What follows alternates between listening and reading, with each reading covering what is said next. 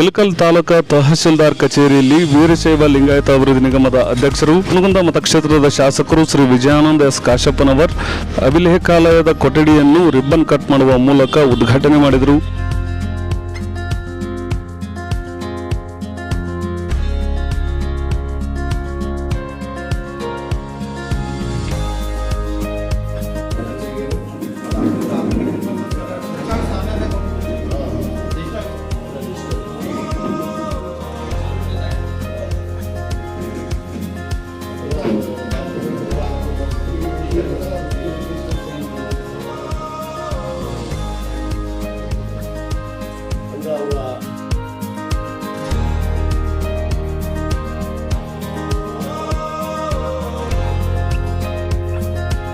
ನಂತರ ಇದೇ ಸಂದರ್ಭದಲ್ಲಿ ಗ್ರಾಮ ಆಡಳಿತ ಅಧಿಕಾರಿಗಳಿಗೆ ಲ್ಯಾಪ್ಟಾಪ್ ಅನ್ನು ವಿತರಣೆ ಮಾಡಿದರು.